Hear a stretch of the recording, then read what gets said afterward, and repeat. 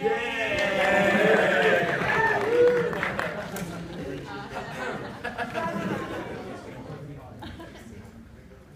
Minstrel Boys, a new musical by Chris Perry, is Act 2.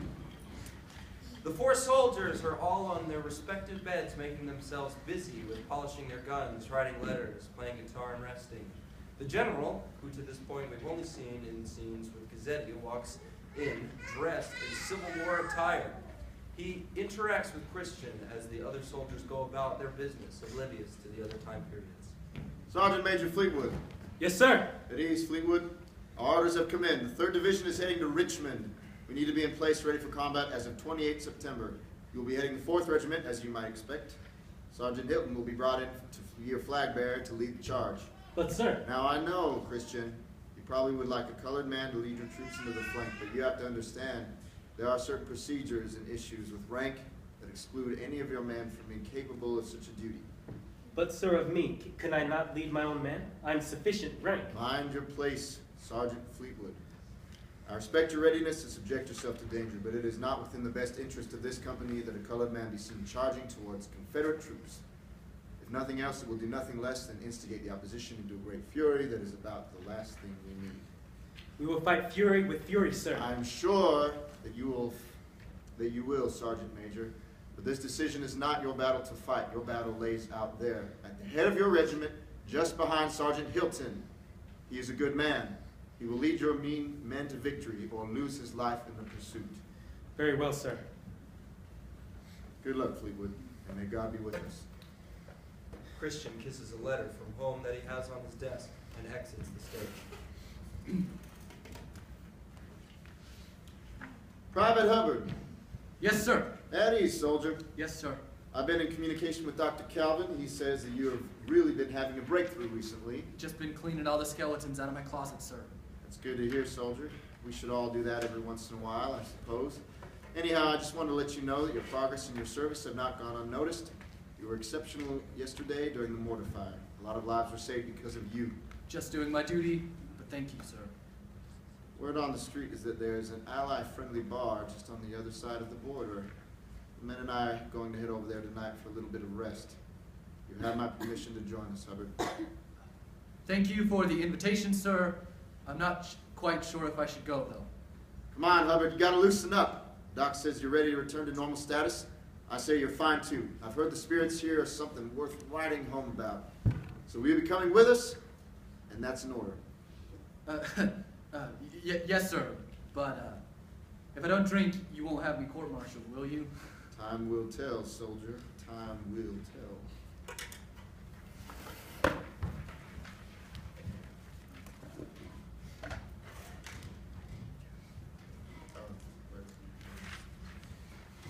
All right, you walk. We've got a little situation on our hands where we can actually use you. Sir? Captain John T. Compton of C Company, 1st Battalion, 180th Infantry Regiment, has ended up with quite a little situation on his hands just south of us. They were taking heavy mortar and sniper fire when one of his privates crept in close enough to discover the location of the snipers. He found a lone rifleman, who then retreated into a bunker. The Private Raymond C. Marlowe, pursued the enemy who soon emerged with 35 of the others, who were then escorted to the Allied troops. So my question for you is this, Private Gazzetti. How's your Italian? Still fluent, sir. My father was quite adamant about me remembering the language. Keep your touchy-feely stories to yourself, Private. The good news is we can actually use you. Meet me outside in 15 minutes by the Eastern Ridge. Yes, sir. Bennett, I just wanted to go ahead and give you a heads up. The other men in the troop have recommended you for a commendation, and I intend to give you one. You saved a lot of lives yesterday. Sir, that's not really necessary. I'm here to be a medic. They were dying. I did my job, nothing more. Your job is to see to the wounded under our protection, not to rush out into open gunfire. Sir, respectfully, whether there's gunfire or not, they were still bleeding and I am still a medic. Also consider how if we lose you, that many more soldiers will lose their lives once the smoke clears, as they need aid. Noted, sir. Well, why don't we cross that bridge when we get there? I like to think we've seen the worst of it, sir. I'd like to think that too, Bennett. I'd like to think that too. The scene opens and the stage is dark. There are sounds There are sporadic sounds of gunfire. The stage remains empty as the sounds fill the room. The lights come up so we can make out a white soldier coming onto the stage with the flag. He turns around to address the soldiers who are assumed to be off stage. He shouts over the gunfire. Men, now I know that many of you do not need to be here and have chosen to risk your lives. Well, now is the time for that sacrifice. On my signal. Sergeant Hilton turns around holding the flag and looks ahead. He waves the flag above his head and then yells, Charge! Sergeant Hilton only gets a few steps before he gets shot and begins to fall. Christian is the first soldier onto the battlefield. He sees the fallen Hilton and goes to help him before he realizes that he's alone. Looking back off stage, he begins to yell. Men, forward! He scrambles around frantically on stage, trying to stop the different soldiers that are fleeing off stage. All the while, he's dodging gunfire. Do not turn now! He looks back to Hilton and hangs his gun on his shoulder. He walks over to Hilton, picks up the flag. He walks back to the edge of the stage and begins waving the flag hugely over his head while yelling at the top of his lungs. Charge! Charge! Charge! Christian runs off the opposite end of the stage, and a group of soldiers follow him as the lights again dim and the sounds begin to lull. It finally becomes deathly silent as the lights come up. Elbert staggers across the stage in a drunken stupor. He is walking after a man in normal clothing for the time period. Come back here, you crowd! The general and other soldiers follow behind him. That face me like a man! The man turns around, looks Elbert in the eyes. The general and the other soldiers are also drunk and are laughing and egging him on. Amerikanische Schwein! Private Hubbard, if I'm not mistaken, he just called you an American pig. Oh, I'm the pig, eh? Am I the pig killing innocent people? Am I the pig tearing this world to pieces? Am I the pig shooting down passenger boats? Private Hubbard, stand down. Let it go. The general is starting to regain his grasp of the situation and is trying to take charge. Right then, the soldier spits on Elbert's face. Elbert tackles the man and they roll around on the floor. The soldiers and the general rush over to break up the fight, and as they're pulling Elbert off of the German, he grabs the gun out of the general's holster, points it at the soldier. The lights go dark and we hear a single gunshot and then silence. The lights come up on stage and we can see the general and his troop, minus Gazzetti, with their guns trained on a group of men wearing ragged civilian clothing. A few seconds after the lights come up, Gazzetti runs on stage. Private Gazzetti, so glad you finally decided to join us. Sir, I can tell you without even talking to them that these men are unarmed Italian civilians. They're not even wearing Be uniforms. quiet, Private. You leave the heavy thinking to me. Ever heard of something called a disguise? Now, would you just do what I asked you to come here to do? Yes, sir. Gazzetti walks over to the group of Italians and starts speaking to them. Ciao, il mio nome è Privato Gazzetti. Ho alcune domande per voi. Hello, my name is Gazzetti! Oh, sorry. Gazzetti, shut your trap and ask them exactly what I tell you. Is that clear? Yes, sir. First, ask them why they were in that bunker with the sniper. Perché erano nel posto con Caccino? There's an Italian guy. Sir, non lo sappiamo. Ci hanno detto di arrivare lì per essere sicuri. He said, we don't know. They told us to get in here to be safe. Who told you that? Chi te l'ha detto? Il generale. The general. Good enough for me. Taking orders from a commanding officer is enough probable cause to assume they were acting as soldiers in disguise. Sir, it really didn't sound like that at all. Private Gazzetti, your work here is done. You're dismissed. Sir, I don't think they're soldiers. They're half-starved. Private, you are dismissed.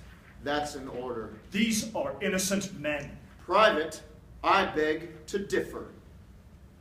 Men, take aim. General, this is a massacre. Stop this. Fire! The soldiers aren't sure what to do. They all look nervous. Nobody fires yet. I will have you all court-martialed along with Private Gazzetti here. Now that's an order! Fire! The soldiers still hesitate. Finally, Marsh takes aim and kills one of the civilians. Gazzetti runs at him and tackles him. There is a shock, but the civilians realizing this is their chance to start to scatter. The general opens fire, taking down a few civilians. A couple more soldiers open fire, killing a couple more of the civilians. Marsh pushes Gazzetti off of him, and Gazzetti backs up. He stands up, getting ready to run away, but Marsh is too fast. He stands up and punches Gazzetti in the face, at which point the stage goes black. When the lights come back up, There are two soldiers laying on the stage, face down, while the general and Thomas are laying on the opposite side of the stage. Bennett, don't even think about it. They're gone. We just have to wait it out. Sir, there's no way to tell from here. I could save them. Bennett, you stay here and that's an order. I'm not losing any momentum here. Do you understand? Do you understand? As the general speaks this last line, one of the corpses ahead of them turns on his side. Without a thought, Thomas jumps to his feet. As soon as he's halfway across the stage, the lights go black and we hear gunshots. The lights on the stage come up and the stage is completely empty. Christian walks into his space, and as he enters the stage, he's dressed in formal wear. He removes a medal from his chest, the Medal of Honor, and looks at it in his hand. He gingerly sets it down and then picks up a pen and paper. He dictates his letter as he scribes it. Sweet Sarah, today I received a commendation for my actions in battle. The man who was elected to carry our banner, Sergeant Hilton, was wounded. The courage of our men failed them, and defeat seemed imminent. So I took it upon myself to retrieve the flag and revitalize the campaign. Whether it was my actions or not that swayed the current of the battlefield, I am not sufficiently informed to say. But we did emerge victorious that day. And as a result, I now have a medal.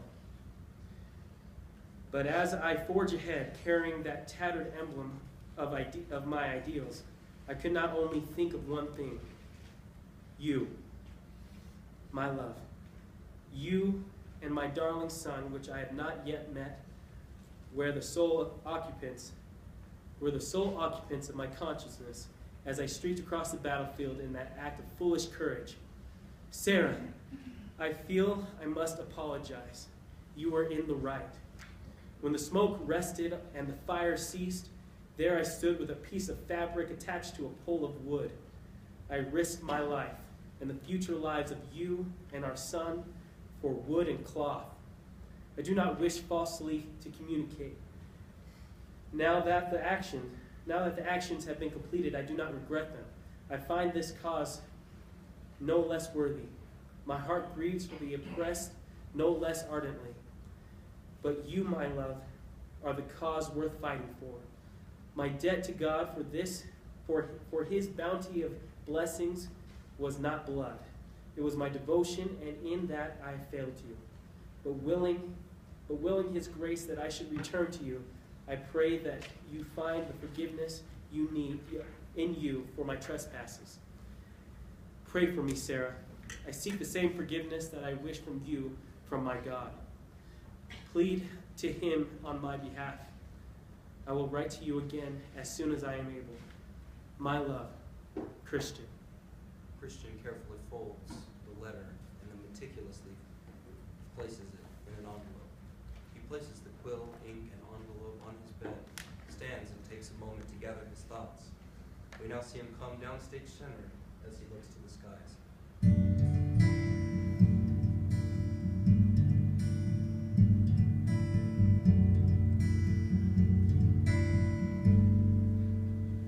Dear God, today I risked it all.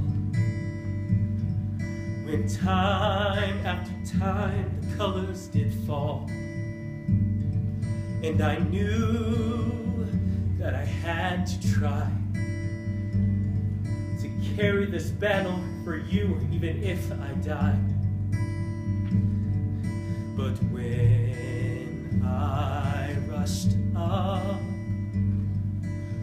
I broke the reins, and my officer was my pride, and my private was my faith.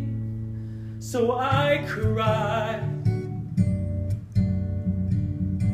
because I risked my new life for medal on my chest, and my wife and my son should have already won the war for my heart. and for my best.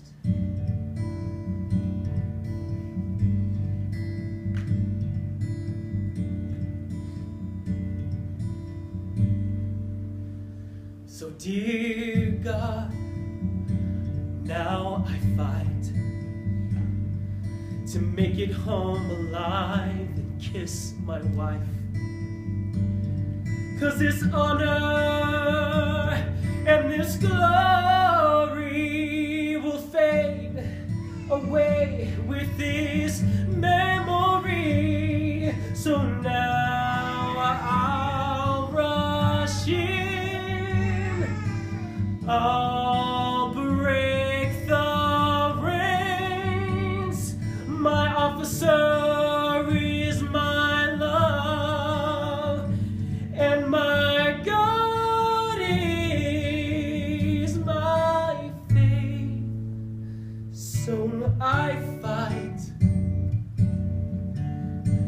because I risked my new life for something less, and my wife and my son now already won the war for my heart, the war for my heart, the war for my heart, and for my best.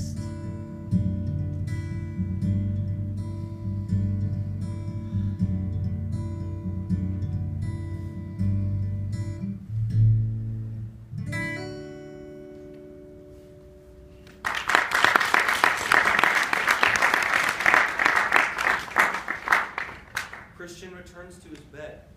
Elbert now enters the stage in a state of shock. He walks over to his bed and sits down, deep in thought. He realizes that his gun is resting on his lap and throws it to the ground in disgust. He eventually decides to go and pick up a pen and paper. He speaks as he writes the first line. April 25th, 1916. Well, this is my last entry, Doc. I suppose I don't really need to write it since they're sending me home, but I feel I need to. For closure. It's so quiet now. It's quiet all the time, and I hate it. I got so accustomed to the noise of anger that I thought it would be there forever, but it wasn't replaced by peace. It wasn't replaced by anything, just silence. So I'm gonna try and fill it up, Doc. I don't know what with, but I'll try. And all that's in there are those eyes. Those eyes that said, "You have killed me." Yes. I shot a man. I shot a man for spitting in my face and calling me a name. We all know there's more behind it, but when it really comes down to it, that's all there is. And that's enough for them to call me a lunatic and ship me out of here. I don't feel crazy though. Not anymore anyways, just silence. I guess I do actually have to write this entry now that I think of it. The general wanted me to give a written testimony of what happened that day. Please don't judge me for what I did. After speaking the first line, he begins to tell his mother of what happened that day. As Elbert recounts the scene, begins to recreate itself on stage.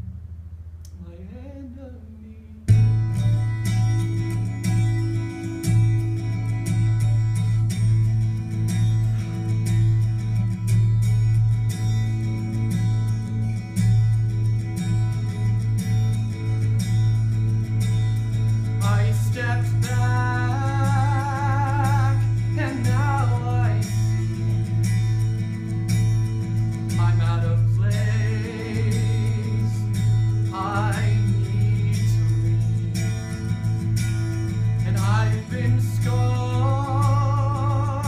by the things that I've seen.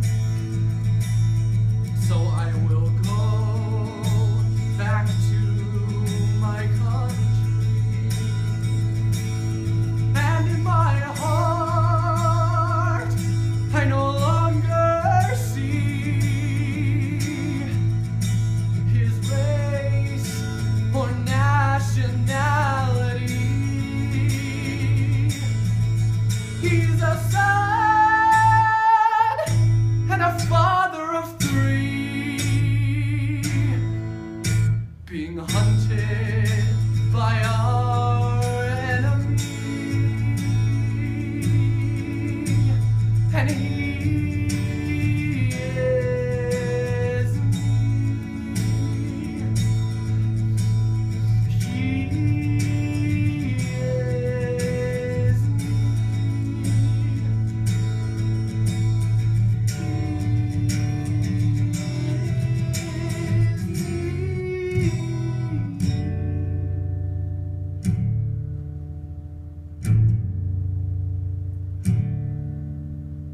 My enemy.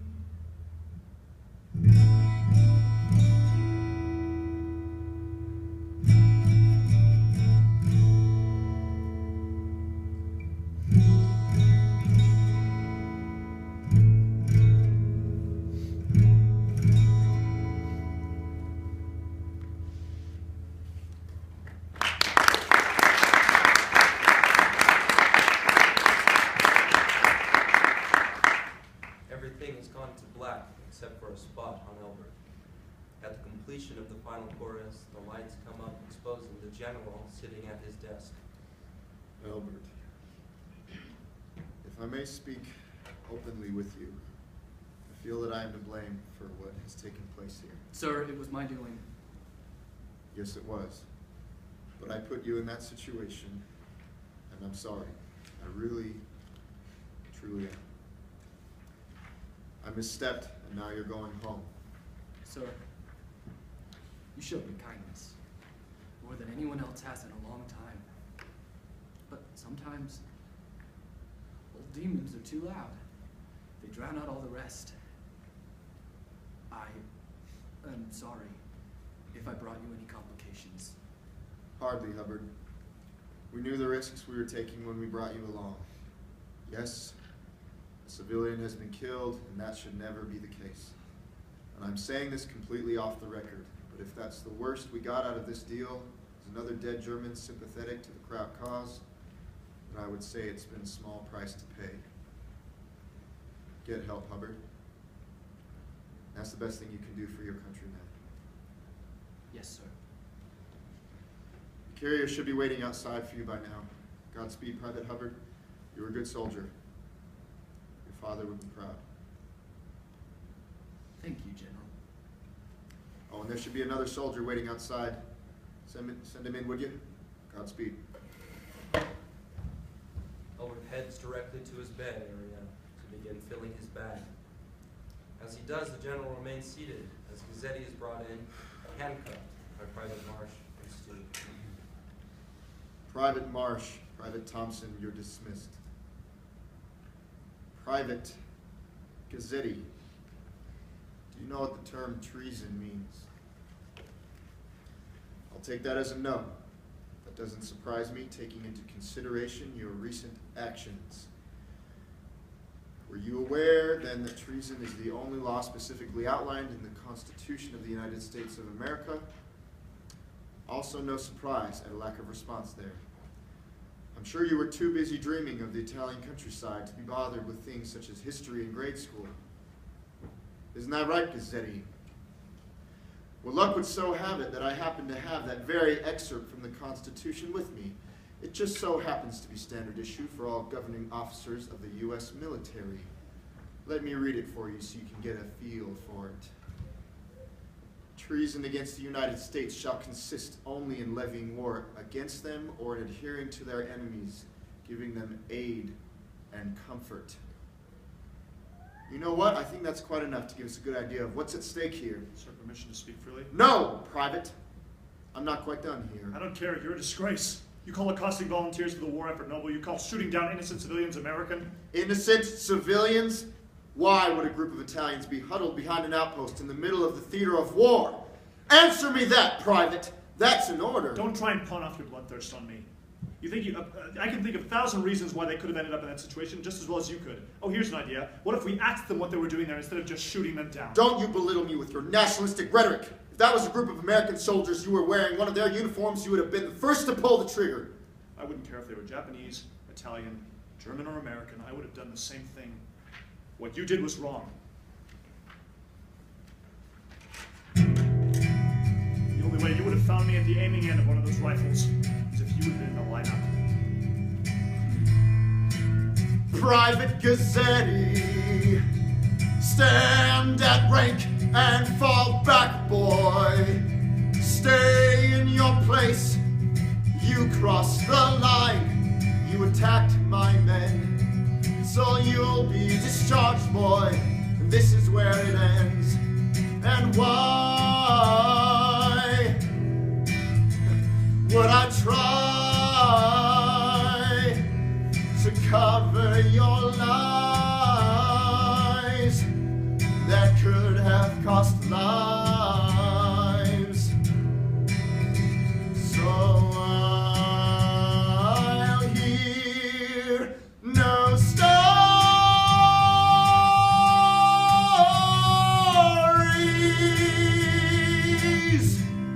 of your vain glory.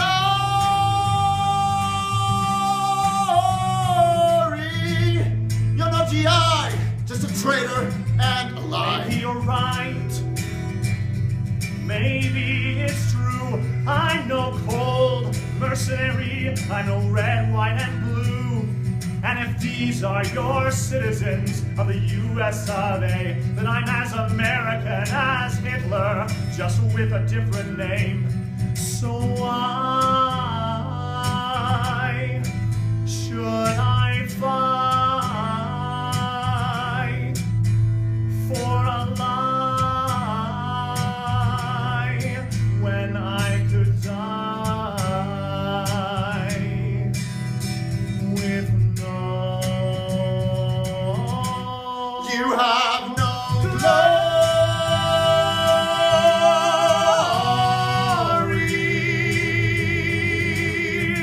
I need no glory. You disgrace. You have no glory. So I'll go pack my bags. When I called your father and told him I needed to speak with him concerning his son, he said, I have no son, only a traitor. And then he hung up. You're dismissed. I said, you're dismissed. Father, I tried so hard to let have you call me yours. And when you said I would be killing myself, you were right.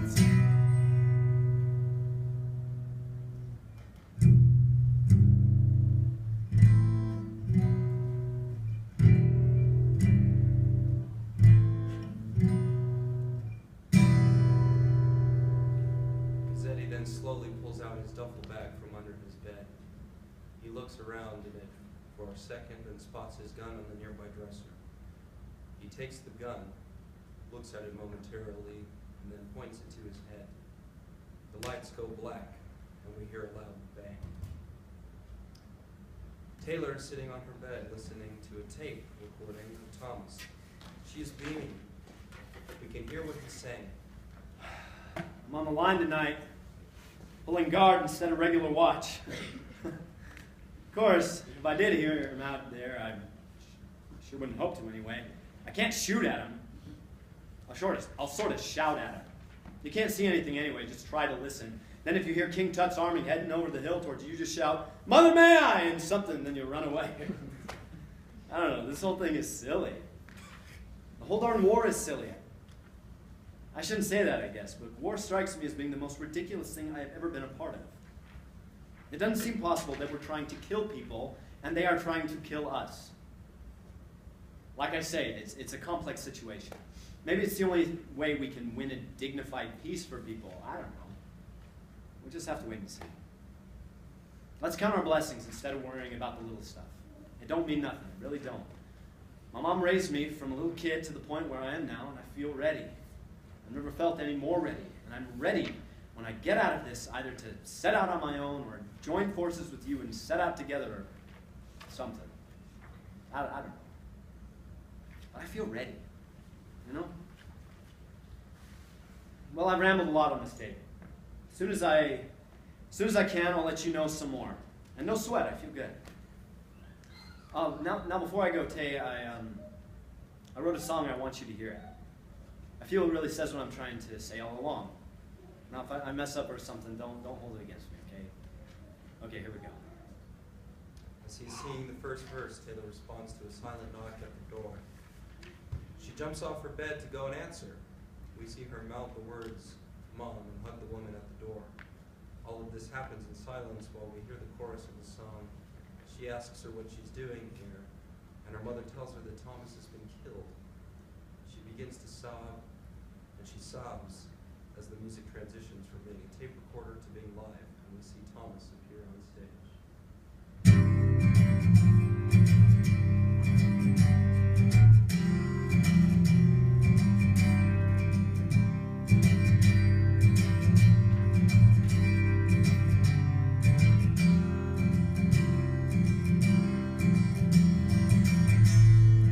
I asked God to bring me home, but I knew this life wasn't my own. I only knew that I was hurt, but he didn't respond. Except for one word, he said, love.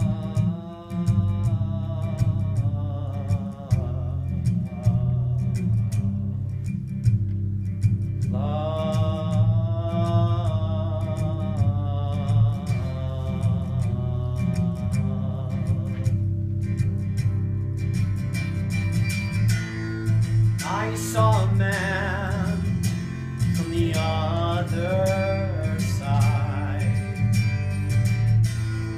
hold a friend as he died, and as he wept, the war didn't stop, 'cause when we're weak, we get shot. So say that I'm weak, remove my strength. I'm no better than he.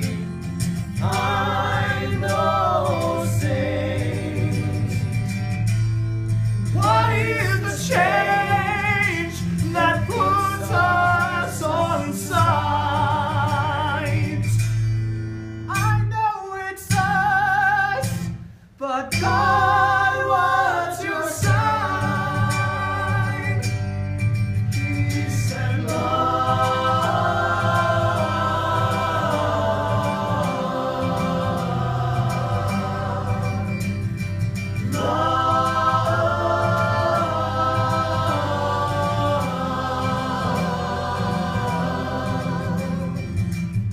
We hear Thomas on the tape recorder saying a prayer.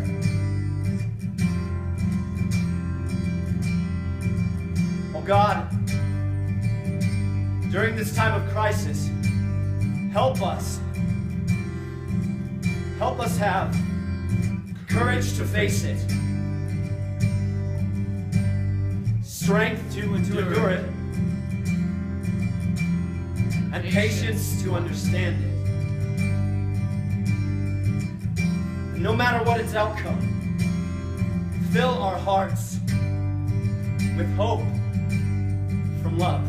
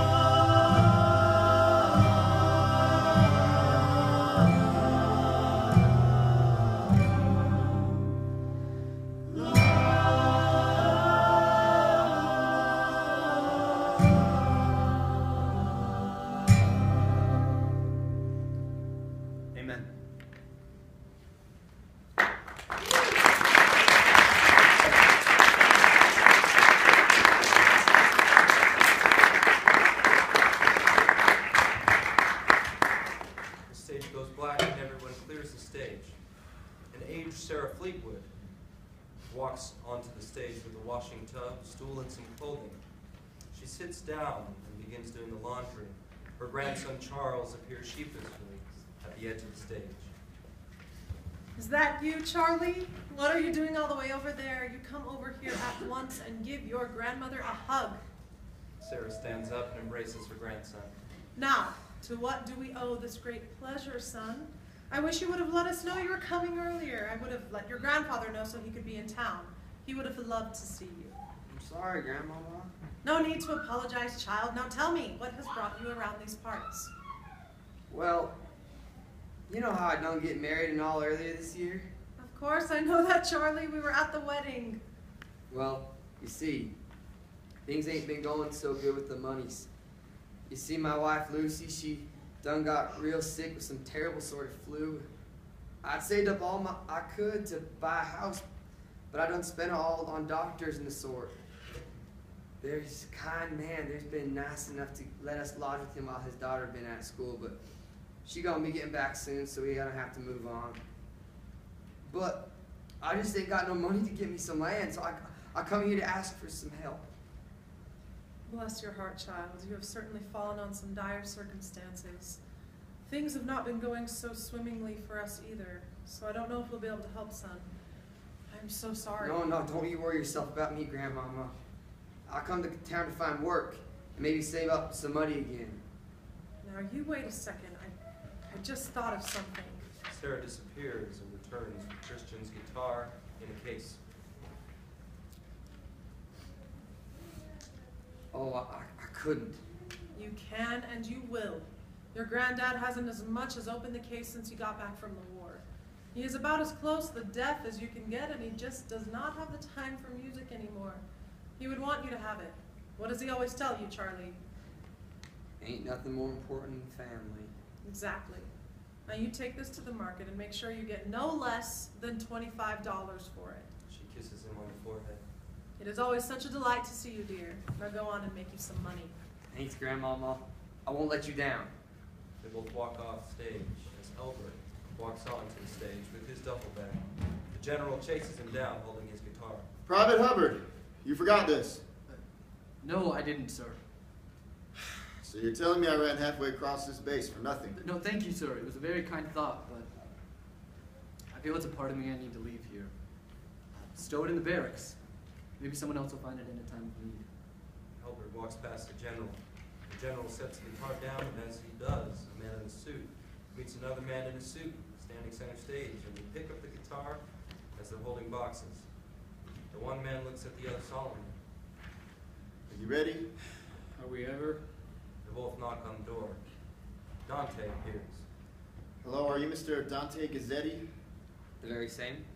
Hello, Mr. Gazzetti. We're here representing the United States Armed Forces. We'd like to offer our deepest condolences for your loss.